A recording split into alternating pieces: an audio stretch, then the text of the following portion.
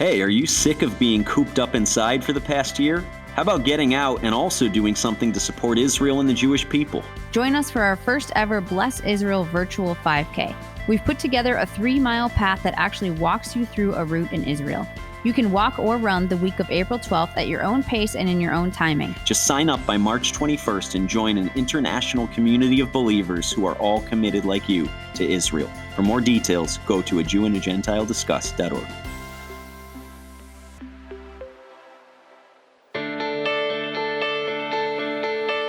Throughout history, we see kind of this repetition, and what's the theme? The Jewish people are a threat to me, or I'm envious of what they have. Therefore, I need to control them, either enslavement, work camps, taking away rights. And then when they keep growing, and when I'm threatened by them even as a subservient group in humanity, then we take the next step, which is they need to just be eliminated. Welcome to A Jew and a Gentile Discuss. I'm your co-host, Carly Berna. And I'm Ezra Benjamin. We're a Jew and a Gentile who both believe in Jesus and believe that there's value in looking at history as well as today's world and the headlines through both a Jewish and Christian lens. Today we're going to talk about the exciting topic of anti-Semitism. And if you hear that and you're like, oh, I'm totally not interested in this, don't turn off the podcast. Hopefully we'll be able to give you some historical information and current information that will be able to educate you on anti-Semitism in a way that you've never heard before, along with something that you can take away to do. So let's discuss. So Ezra, first let's start with, how would you define anti-Semitism? Yeah, so I'll start with Merriam-Webster, kind of like a neutral, right? Hopefully most of us can agree on that the dictionary is generally correct.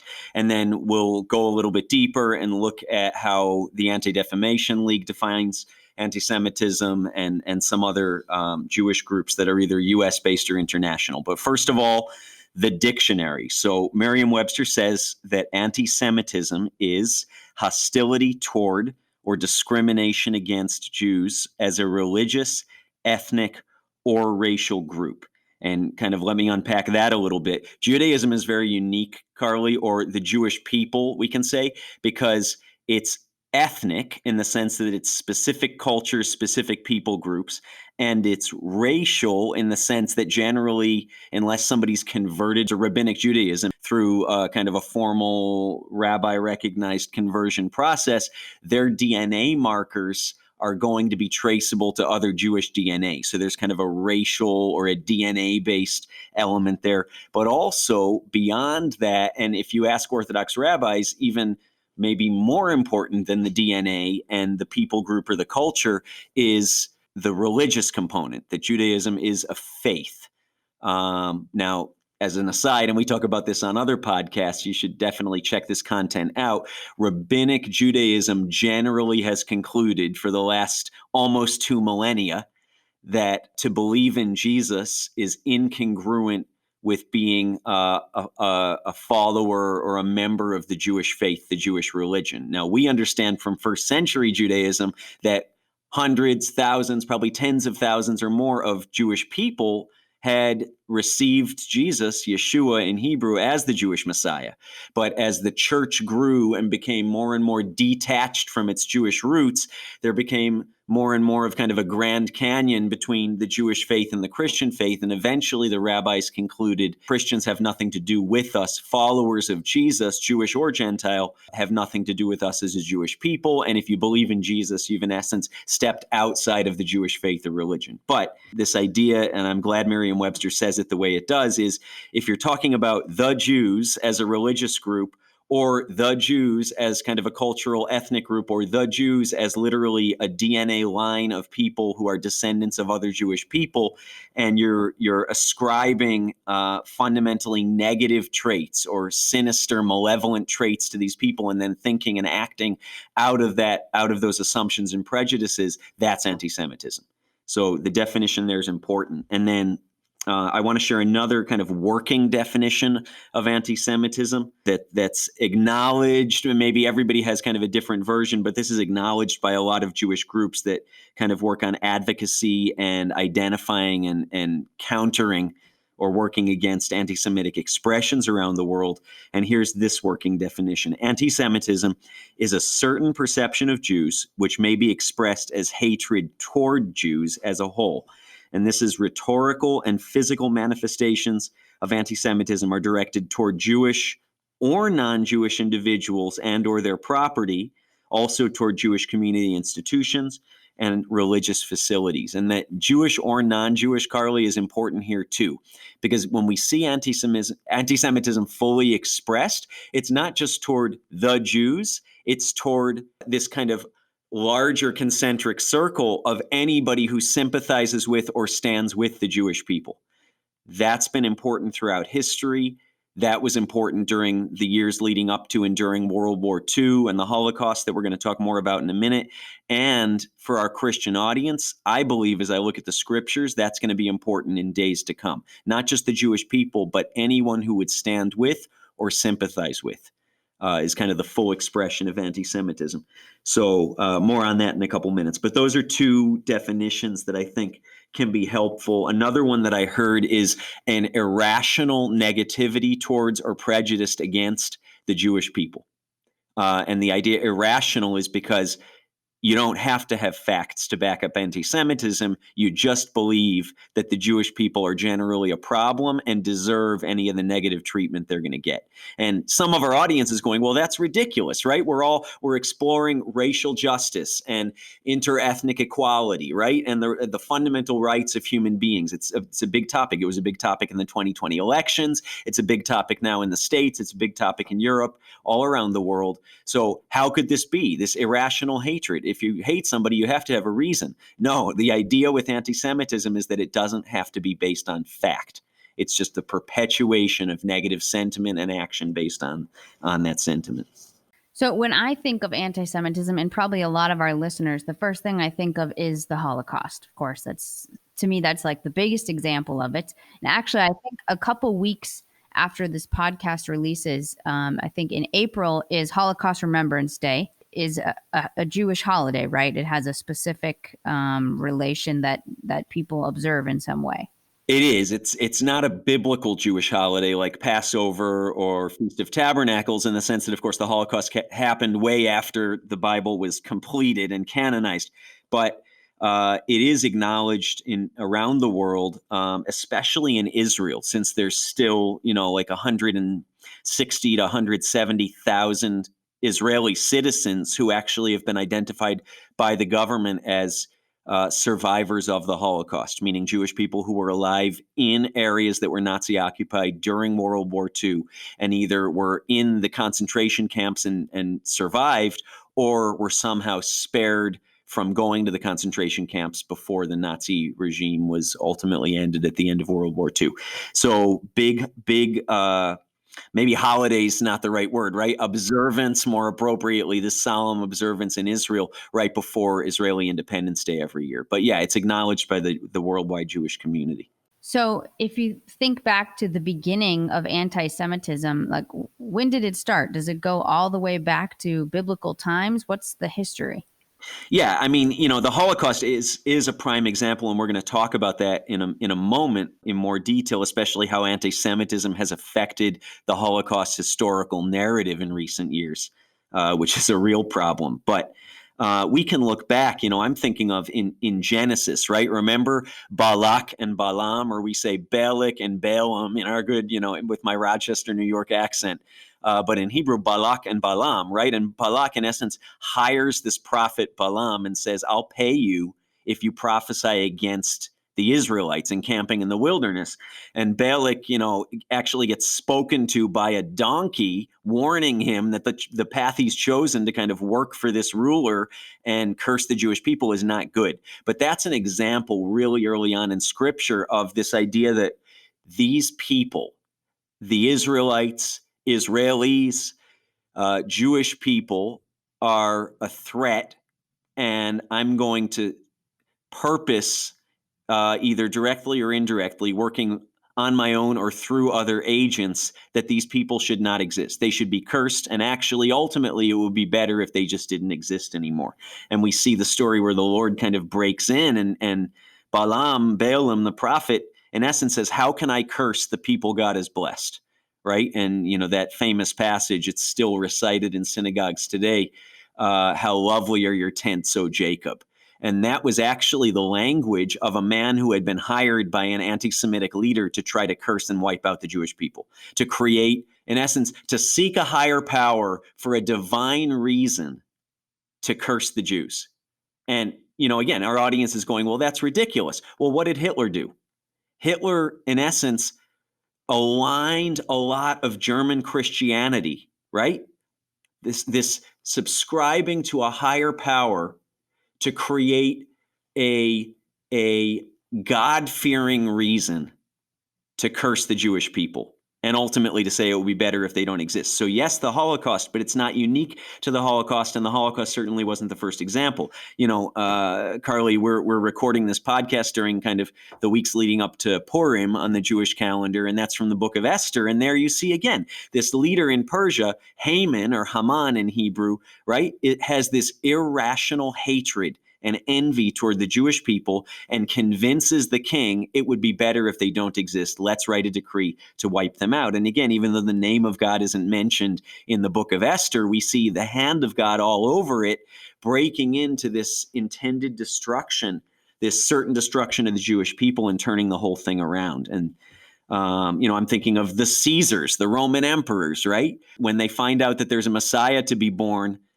in Israel, Herod issues this decree to kill every Jewish male born between X year and this other year. And that's why Jesus has to spend the first years of his life in Egypt, because there's this decree, wipe out the Jewish males. And what was it about? It was this idea that the Jewish people, if a Messiah is really going to be born, it's interesting, right? Herod believed the Jewish prophets, even though many of the Jewish people who rejected the claims of Jesus didn't. Herod believed them and said, it's enough of a threat to me that a Messiah is going to come and challenge my power that I need to wipe out all Jewish males, right? Pharaoh did the same thing.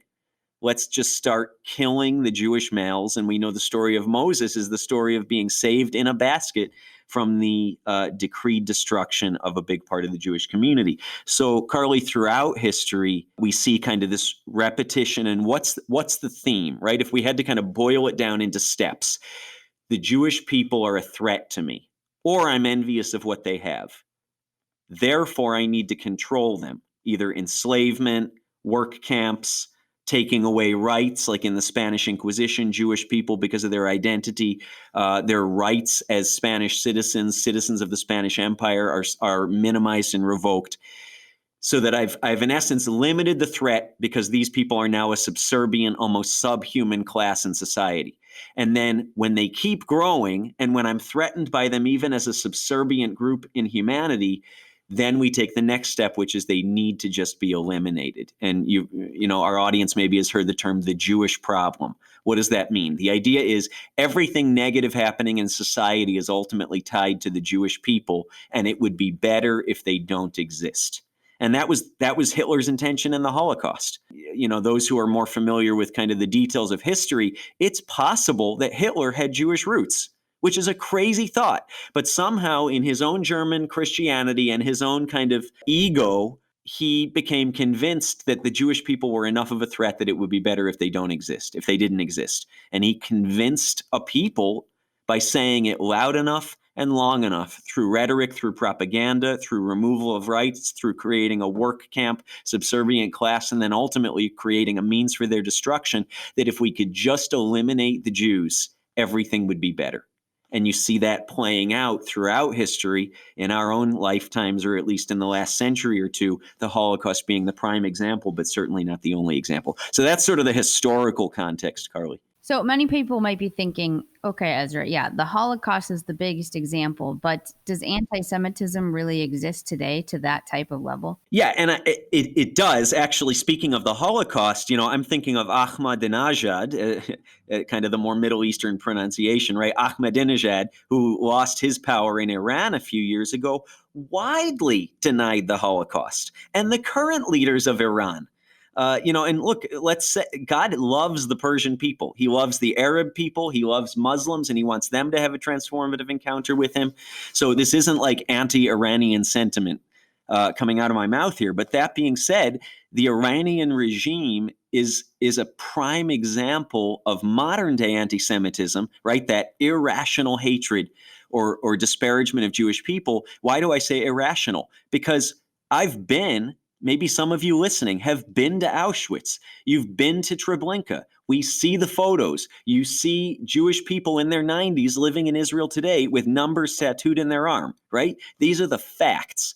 And yet, government regimes, these are educated, powerful people leading millions of their own people and influencing millions of others, have the audacity to say the Holocaust never happened. It was a giant Jewish kind of plot because, here's some more anti-Semitism, because the Jews control the media for their own purposes to garner support and money and pity for the Jewish people to establish a Zionist or a Jewish state.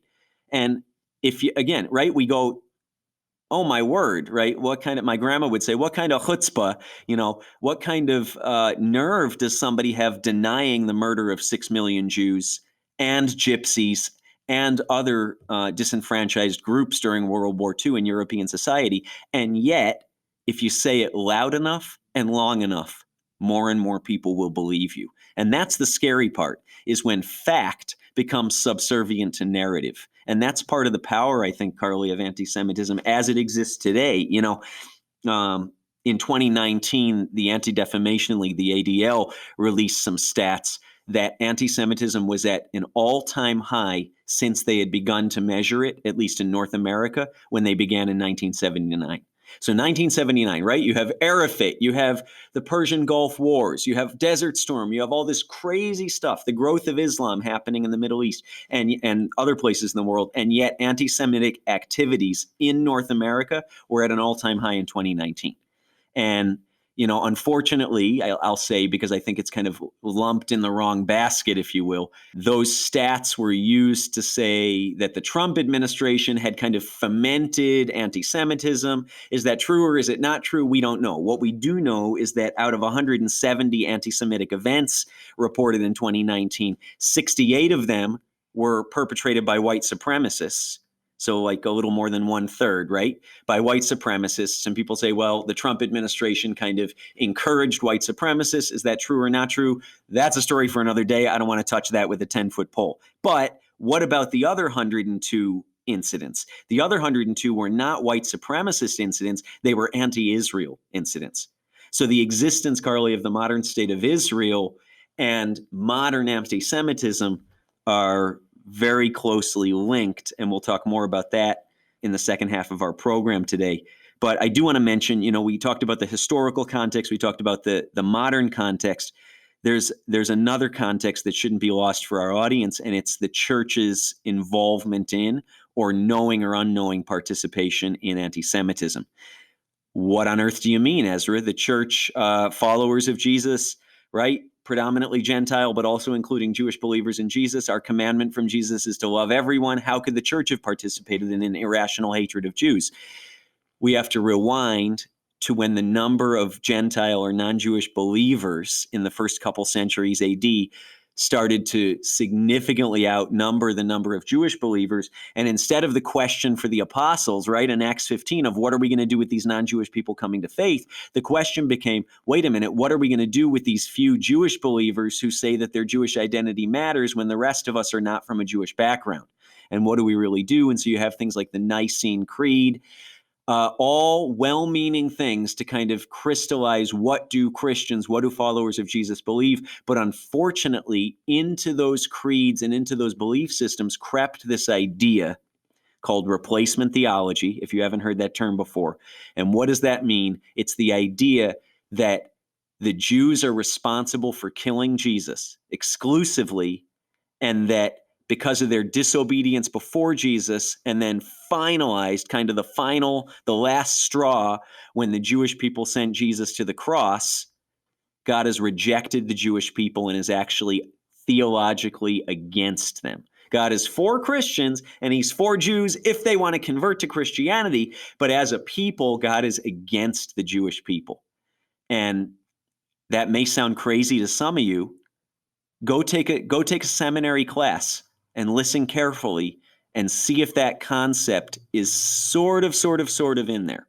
Because if it is, it creates an environment where extremist leaders can latch onto Christianity and say, let's annihilate the Jews in the name of the spread of our faith in Jesus. I know it sounds kind of off the wall, but it's a step-by-step thing. So we just need to be very aware, and we talk a lot on the program, Carly. Part of Christians being informed about what God's doing with Israel and the Jewish people is being aware that, unfortunately, some of the foundations of the things that we believe within the faith of being followers of Jesus have incorporated this idea that the Jews solely are responsible for killing Jesus, right? And, I've heard that. The Jews are Christ killers.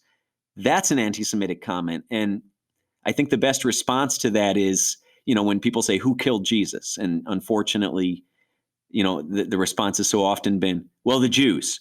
Well, who really killed Jesus? Well, Adam killed Jesus and Eve killed Jesus because they sinned and separated themselves from God. Centuries before there was any such thing as a Jewish people, through Abraham, Isaac, and Jacob, the father and the mother of all mankind killed Jesus when we separated ourselves from God, and we know there's no forgiveness of sins apart from a blood sacrifice, apart from the death and the blood of an atonement sacrifice. The scriptures are very clear about that. That's kind of the foundation of our faith as believers in Jesus to this day, and it always will be. So who killed Jesus? The Jews? No, let's challenge that. Adam and Eve killed Jesus, and if we want to get real specific, Carly, you and I killed Jesus when we were born into Adam and when we made choices knowingly to do things that are against the expressed will and the commandments of God. So I said a lot there, but there's a historical anti-Semitism. There's a modern day anti-Semitism, and unfortunately there's anti-Semitism fomented within the Christian church because of some wrong things that have been believed and cascaded century to century. So you kind of mentioned anti-Semitism, all over from past to present. Let's talk about Israel specifically. I know one of the things that when I first started working at Jewish Voice, I didn't know anything about this, but one of the things that was talked about was the BDS movement. So talk a little bit about what that is, and for people who have never heard that before, what it means. Yeah, BDS, boycott, divest, and sanction. What does that mean? It's an organized movement. It's very political. I would say it's at least partially anti-Semitic, or let me say it gives a great way for people who subscribe to anti-Semitism to put their money where their mouth is, or I should say take their money away from where their mouth is. And the idea is that Israel is the modern state of Israel, to be clear, is fundamentally guilty of racism and apartheid, and therefore the way to kind of take the state down or force it to its knees is through money, through the marketplace, through economics. And so BDS is an international kind of slogan to say, don't buy Israeli products, don't support anything whose headquarters or whose business is based in Israel, don't do anything that's going to contribute to the Israeli economy unless and until Israel starts, quote unquote, treating the Palestinians right, end quote, meaning take down the security wall that separates some of the more hostile Palestinian areas from the main part of Israel with predominantly Jewish populations, meaning go for a two-state solution. Israel needs to support Palestine and give it full rights and acknowledge it as an independent state, which incidentally would make the borders of Israel at its most narrow place no wider than the width of the island of Manhattan if Palestine was a completely independent state. Let alone the fact that Hamas has just been voted into power again within the Palestinian people as kind of the leading group controlling the politics. So not only a separate independent state, but a state whose leaders have openly said that they're committed to the destruction of the Jewish state, of the modern state of Israel. Anyway, that's a story for another podcast. But this idea with BDS is don't give Israel a dime or a shekel, as we can say. Keep your money away from Israel. And many people go out of their way, Carly, even in the States. You may be surprised to hear people committed to this kind of ideology or this tool actively will check the backs of dried fruit and what tech company their internet is provided through. And if they find out it's Israeli, they'll discontinue any business dealings with that entity. And so that's one expression of kind of an anti-Israel stance. So would you say that being anti-Israel is being anti-Semitic? Yeah, I'll give you a Jewish answer, yes and no.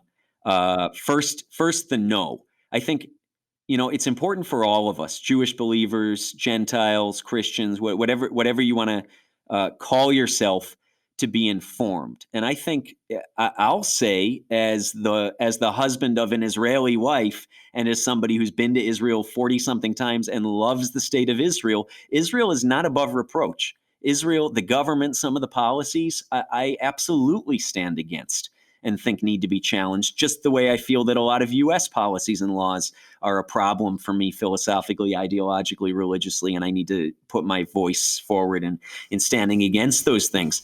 So I would encourage our audience, there's things in Israel that aren't right. And if you feel that way, stand up for it. Open your mouth and speak to that. But standing up for what you don't believe is right within a state and rejecting the right of that state to exist are two different things.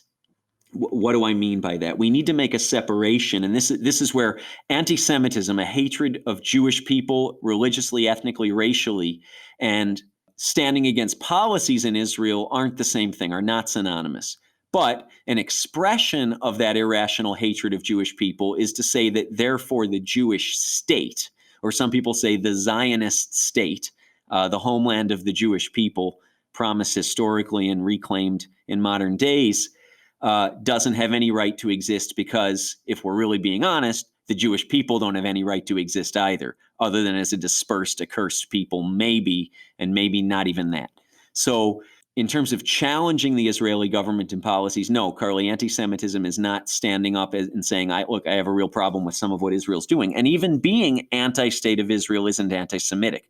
But I will say that anti-Semitism often goes hand in hand with anti-Israel rhetoric, because if you don't believe the Jewish people have the right to exist, why would you believe they have the right to their own land or to a state, especially if you believe that that state has displaced other peoples who were there in the years or centuries before the reestablishment of the modern state.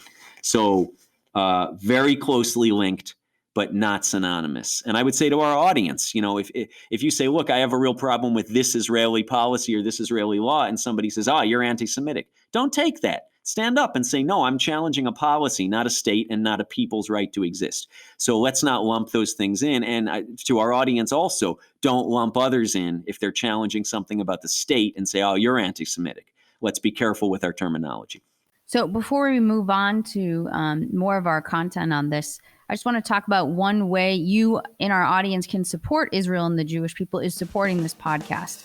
This podcast is supported by donations. So if you like what you hear, you can go to our website, ajewandagentilediscuss.org, and give one time or monthly.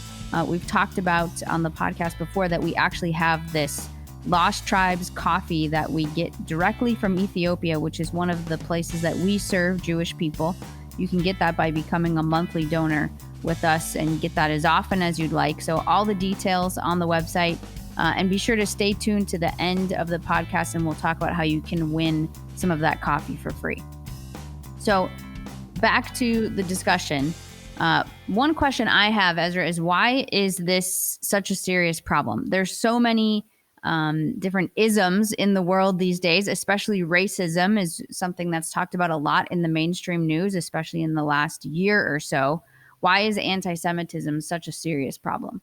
Yeah, I think the endurance of it, Carly, and I'm going to ask you in a minute, if you've seen any anti-Semitism, you've heard somebody say something, you've seen an incident in recent times. I think we all could. And, sometimes it's hard for us to take that step and say, okay, this was anti-Semitic, because we don't want to label something. But I think all of us have seen incidents, if not on the news, in our own experience. And the endurance of it throughout history, from literally Bible times, actually from, and if I can wax spiritual for a moment, it goes all the way back to Genesis 3. Well, what do you mean, Ezra? That's a bit of a stretch. Is it? Right? God's saying this serpent, who in essence deceived Eve and then Adam into sinning, right, is to be accursed. It's to crawl on the ground. But then, and Eve is going to have difficulty, pain during childbirth. They're going to be kicked out of the garden. They're separated from God except from blood sacrifice. But then there's this glimmer of hope in Genesis 3. And it says this serpent, Eve, is going to bruise your heel, but you'll crush its head, and out of you and out of your seed. In essence, the promise for the woman, the promise specifically for Eve, is that out of her seed, literally like a DNA, like a reproductive system seed, is going to come the redemption of the world, which will spell the death sentence for Satan, ultimately his destruction and eternal punishment for what he's caused in the fall of mankind. And we still are waiting to see that day come today. I think the day is getting closer and closer. But this idea there that through the seed of Eve, and we understand 9 chapters later, Abraham and his seed, Isaac, and Isaac's seed, Jacob. It says Jacob, not Esau, Isaac, not Ishmael.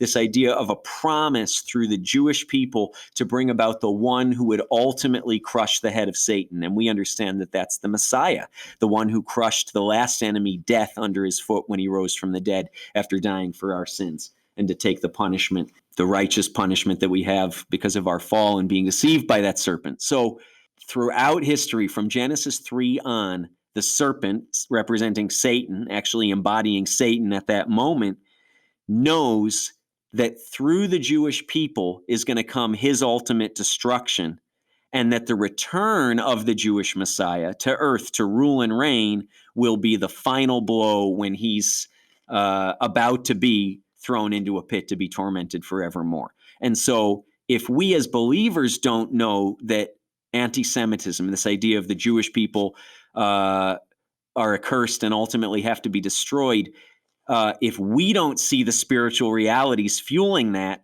Satan certainly does. And in spiritual places and in Bible terms, it's certainly a spiritual reality. So I just want to ask our audience as believers to kind of be open to the possibility that it's not just the depravity of mankind coming up with this, that it's actually a spiritually, or if you will, a demonically inspired thought process and ideology that's repeated throughout history. So the endurance of it, the spiritual underpinnings of it, and the modern day outworkings of it. You know, we've heard about synagogues.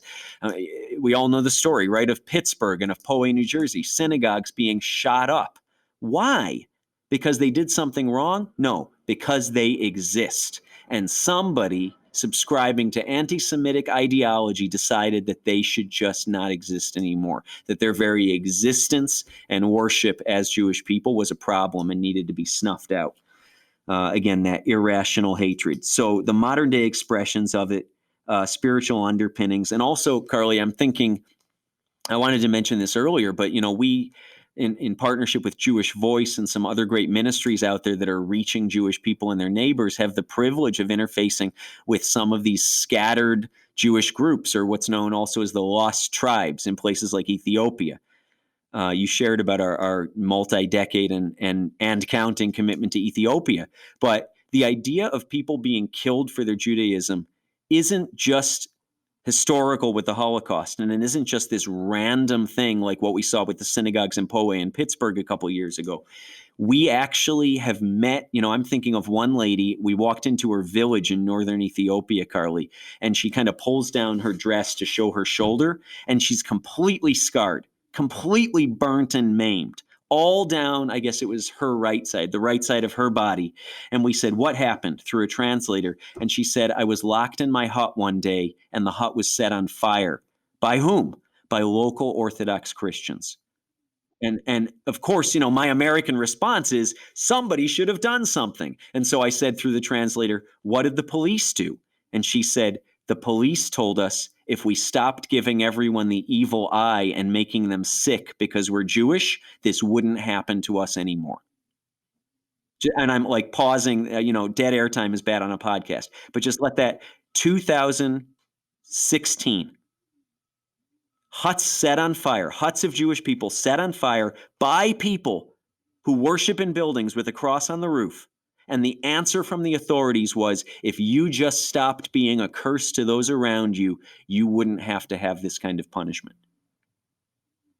That's why anti-Semitism matters as a case in point. And maybe you've seen other examples, but this isn't just historical. This is today. People are really being killed because of anti-Semitic acts in the world, not just in the States, but in places where there isn't a police system or justice or legal measures to help protect people from these kinds of incidents. So, Carly, have you seen or experienced something where you were sort of caught off guard and you went, oh, that's anti-Semitic? I haven't seen it in a way that's specific to a person like that, but I think the way that I've seen it in the most impactful is what you talked about earlier, which is replacement theology in the church.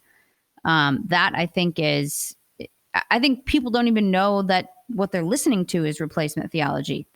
They don't even question it, because usually you just believe what your church is telling you because they're teaching from the Bible and they're interpreting in that way. So it wasn't until I worked at Jewish Voice that then I could recognize, oh, okay, that's not something that I agree with. So I think that's, the mass of the church believe that. Many do, and they have no idea really how impactful that is in a negative way. Yeah, super helpful. And that's important. Romans 9, 10, and 11 are great, right? Paul says, it's very clear. Has God rejected his people? By no means. And actually the Greek there is, no, may it never be. The language is strong. But I think, again, go to a seminary class, read some theology online, look up what it says about Israel, and ask yourself the question, is the scripture being used to create our truth and our understanding, or are the scriptures being read based on a preconceived decision that God has rejected the Jewish people? It's an important distinction. Don't miss it. So, Ezra, to our audience, many of them are Christians, they might be asking, why should I care about anti-Semitism? And if they do, what can they do about it? So how would you encourage them in that way? Yeah, I think two things come to mind, Carly. First of all, right, we're very switched on, as the Israelis say. We're very focused right now on the issues of racial justice, of ethnic equality, right, of making sure that we're identifying and dealing with systemic issues in society and politics and government and the economy that keep people, groups down for whatever reason. I think that's, the issue's been forced in the last year, in 2020, and now onward into this year, and for good reason, because we need to deal with these things, and we need to identify the systemic breakdowns that fundamentally separate or oppress one group for the betterment of another, and it's got to be looked at. It's high time to do that. So as Christians, as Jewish believers, we're all committed to kind of I hope we're committed, right? Whoever you voted for in the 2020 elections, I hope we can all agree that we're committed to identifying areas where people are being persecuted or not given the opportunity equally to have life, liberty, and the pursuit of happiness. And as believers, recognizing what the fathers of the country and the authors of our Constitution understood very clearly, right? That all men are created equal. They said this truth is self-evident, that all men are created equal and endued by their Creator with certain unalienable rights. In essence, it doesn't need explanation. So anywhere where we're not expressing that as a nation, or in the church or in our congregations, let's look at that. And so in that light, I would challenge our listeners, as you're looking at that, look also at the Jewish people and say, is there anything I think? It kind of starts internally, right? Like, what do I do about it? Well, it starts with me, because before I act, I think. What do I think about Israel, the Jewish people, Jewish history, the Jewish people's stance in the eyes of the God I love and serve, that maybe isn't based on biblical truth and fact, but it's been shaded by narrative, even humor, bad experiences, prejudice, envy, feelings of insecurity, and being threatened. So that's a good place to start. In the interest of justice and equality, I'd ask our audience to think about anti-Semitism afresh right now. And, I will say both presidential candidates, Trump and Biden, said very clearly in writing in their campaign kind of list of campaign platforms and positions, they both are committed to standing up against anti-Semitism as a real problem, amidst a number of other social ills and ideologies that need challenging. But let's pray for our president and hold him accountable to do that, stand up for anti-Semitism and also anti-Israel sentiment, unwarranted anti-Israel sentiment wherever it exists. But I think, secondly, if you're not on board with the pursuing justice and equality train, I want to appeal to you on this basis, that to me, Carly, the scriptures are very clear, especially, I've been reading the book of Revelation again, and maybe for some of us it's hard to understand, but it's worth reading. Do it once a year. See what's in there, because I feel like we know whenever those days are going to happen, they're a day closer today than they were yesterday. And what's very clear to me in the book of Revelation is that as things wind up or wind down before the return of Yeshua, of Jesus, there's increasing violence and efforts to destroy the Jewish people. Look in Revelation. If it's hard for you to understand, get Bible commentary. There's a very clear description of Satan the dragon purposing, as his days for destruction draw near and for punishment, purposing to actually pursue and destroy Israel or the Jewish people wherever they are. And ultimately, when it looks like all hope is lost, we see in the scriptures, Old Testament, New Testament, Jesus breaks in and turns the whole thing around and executes justice and vengeance as a holy God who deserves to do it. But I want to appeal to our audience, our Christian audience listening, that it's not going to get easier to stand with Jewish people or to stand against prejudice, destruction that's happening to Jewish people. So I'd say settle the matter in your heart now and deal with any misconceived, ill-conceived notions that sort of have created negative sentiment in you. If it's there, deal with it. Don't be ashamed of it. Just deal with it. We're all people in process, and we all have things that if we allow the Spirit of God to kind of speak to us about, that we need to get in alignment with, he'll do that in a way that's restorative and not shaming. So if this is one for you, it's a great season to deal with it. It's not going to get easier. Yeah, I think that's great advice, Ezra, especially starting with yourself. It's easy for us to point around and say, oh, there's anti-Semitism. Let me go deal with that. But let me start with myself. So hopefully to our audience, you got something out of this, something you hadn't heard before, or were educated in some way about anti-Semitism. Thanks so much again for listening this week. As I mentioned earlier, you can win or have the chance to win some of our coffee. And the way that you can enter to do that is to text JG, J for Jew, G for Gentile, to 474747. And if you text that JG to 474747, you'll be entered to win this month's free coffee giveaway. You can also enter on the website, ajewandagentilediscuss.org.